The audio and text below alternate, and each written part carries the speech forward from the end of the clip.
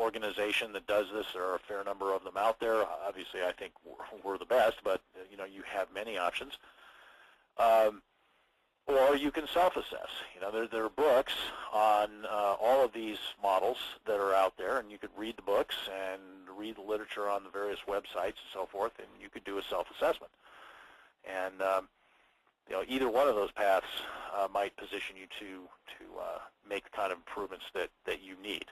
Now, we've found that some of our clients have liked the fact that having an independent consultant come in from the outside makes the findings seem a little less self-serving.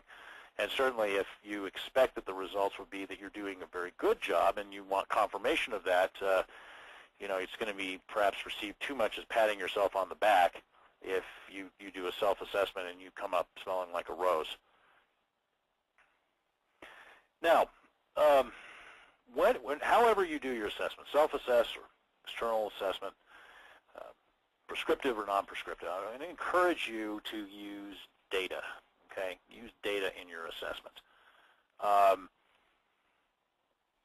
Here's a classic historical example.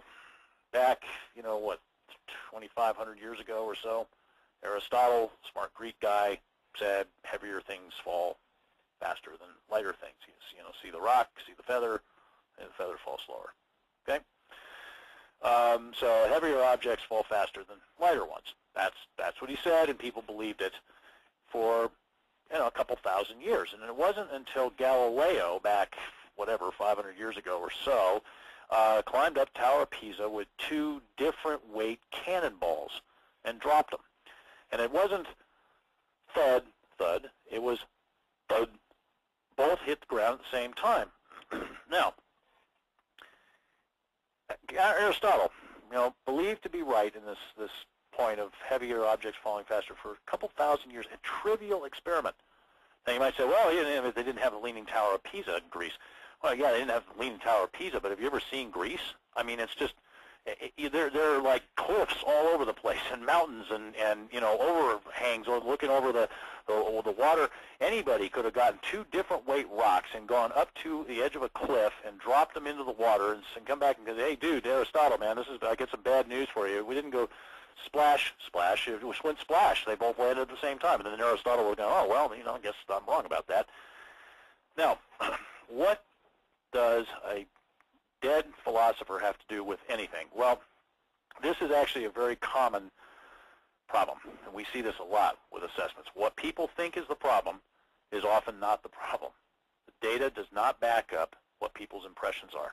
And what people think the solution is often not the solution. Now, there can be any number of reasons for this, but one of the reasons is that people have agendas, and agendas blind them to the real situation. They have things they want to see happen.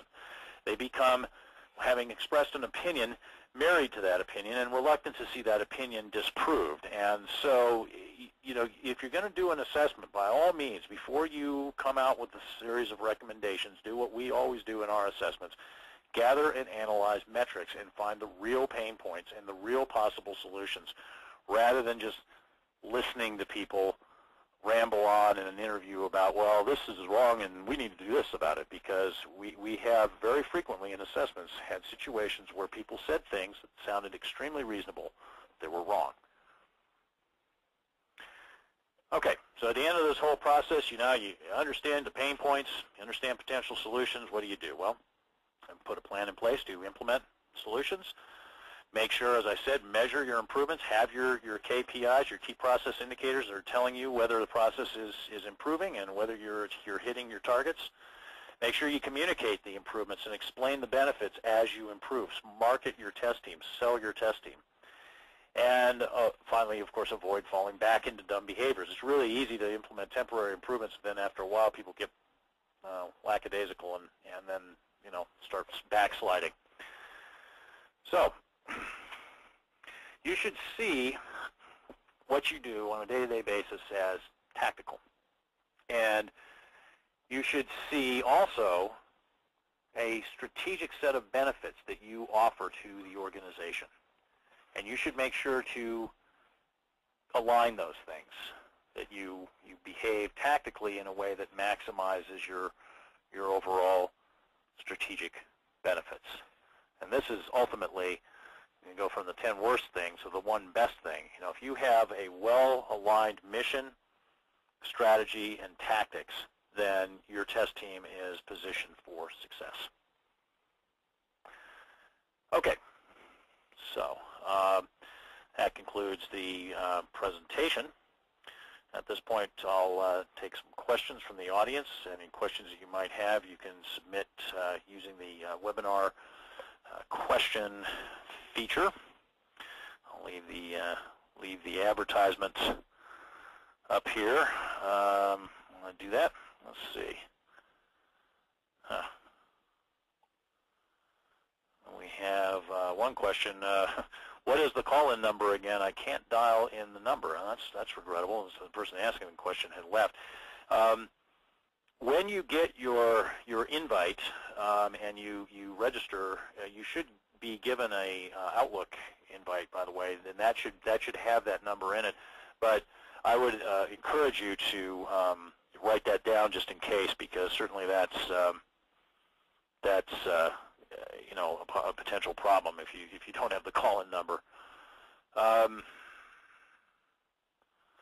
Let's see. Question here.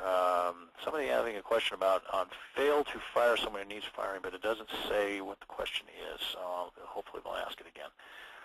Okay. Now, a question from Rich. Applying the 10 items to the Scrum framework, how do these dumb things apply, or is V-model, waterfall, XP, etc. irrelevant to this conversation? I would say that it's possible to be a smart, effective, efficient tester or test team in any life cycle, and it's possible to be a dumb, ineffective, inefficient tester or test team in any life cycle. Obviously, we have to adapt ourselves to the life cycle, and that's part of being smart. And I think that ties into this understanding of what the stakeholders need and expect from us. And certainly one of the things they would need and expect is the ability to synchronize ourselves with the life cycle. But I think if you look at most of the things that I talked about, they actually are completely life cycle independent, you know, and really apply anywhere. A question from Arib. First time using the Citrix app for a webinar. Is there any way I can get or save the slides for this presentation? So the slides themselves, as I mentioned, are on the website, www.rbcs-us.com. They're in the basic library. Feel free to download them. I would appreciate it if you want other people to take a look at them, that you forward the link rather than forwarding the downloaded PDF. And the reason I say that is because I want to make sure that people understand that these are copyrighted intellectual properties and that they're posted there for people to use, but they're not posted there for people to distribute or to give their own presentations on or incorporate into their own material and so forth. So, but certainly feel free to forward the link to anyone that you think might be interested. And come July, next month, this webinar and the previous two webinars will be available in recorded format on our website, so you'll be able to actually listen to the presentation. And again, the same thing would apply there, that you could feel free to forward that link on to anybody in your organization who might be interested. And then finally, as I've mentioned on the website, if you want this webinar or any other webinar on any test-related topic presented in-house for your test team or for other people in your organization, feel free to contact us, and we'll be happy to arrange that for you guys. A question from Summit. Have you ever been in a scenario where there was so much process that it slowed down or hindered testing to a point where testers were not able to find all bugs?